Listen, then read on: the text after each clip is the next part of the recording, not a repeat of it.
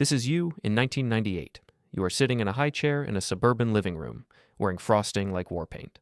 A single candle flickers in front of you.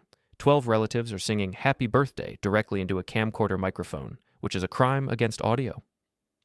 And then we freeze on your face. You are staring at the flame like it has questions to answer. Now cut to 2026. Adult you is watching this tape, holding a printed photo from the same day. You can identify the couch, the cake, maybe the uncle doing too much harmony. But from inside this moment, nothing. You were awake. You were reacting. You were the star of the scene. So how can you be the main witness to the beginning of your own life and have no testimony? Let's open the case. On the table, one old tape, one baby photo, one suspiciously tiny birthday candle, maybe a toy from the video.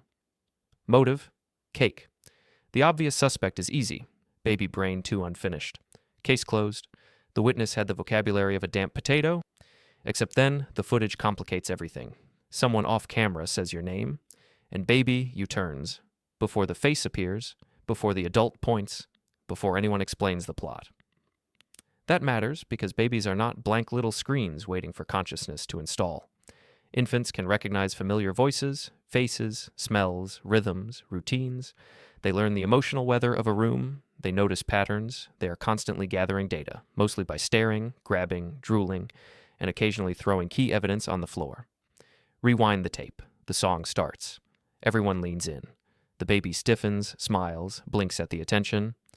The clapping begins, and baby U reacts like, "Ah yes, the loud hand ritual." That is not nothing. Now the toy appears on the tray. A parent says, "You love that toy," and immediately, on camera, you throw it away like a tiny Roman emperor. Still, even that is learning. Babies can remember associations, they can recognize objects. In experiments, infants can learn that kicking moves a mobile or imitate an action after a delay. Their brains are doing memory-like things long before they can say, "Ah, yes, my mobile period." So the case changes. The mystery is not whether baby you experienced the birthday party. The mystery is whether future you could ever retrieve it as a scene called My First Birthday. Because adult memory is not just a recording. It is more like a searchable story.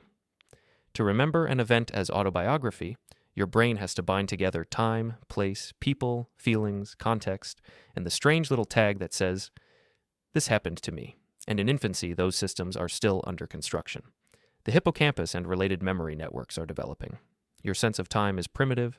Your language is mostly noises, vibes, and urgent pointing. Your sense of yourself as a continuous person, the same me yesterday, today, and tomorrow, is only beginning to form. The living room is real, the candle is real, the song is real. But adult you has no good path back into it. It's like the experience happened in a country whose roads were rebuilt, whose language changed, and whose maps were drawn later by someone who was not yet fully there.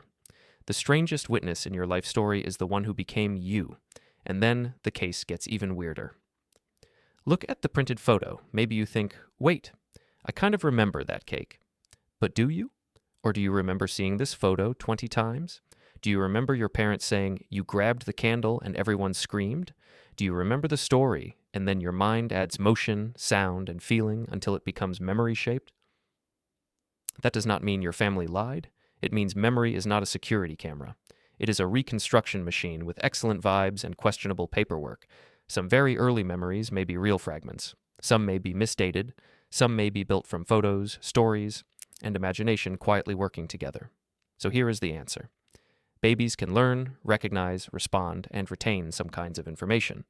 But most early experiences do not become adult-style autobiographical memories, because the systems needed to organize and later retrieve them, context, language, narrative, developing brain networks, and a stable sense of self, are still coming online.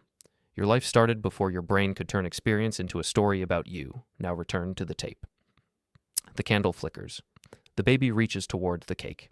Everyone laughs. Adult you holds the surviving candle in your hand. You still do not remember the room. But the room was not empty. It was where the witness was becoming you. And if that makes you want to call a parent and ask what baby you was like, maybe do it. Just remember, they are witnesses too, and their evidence may contain cake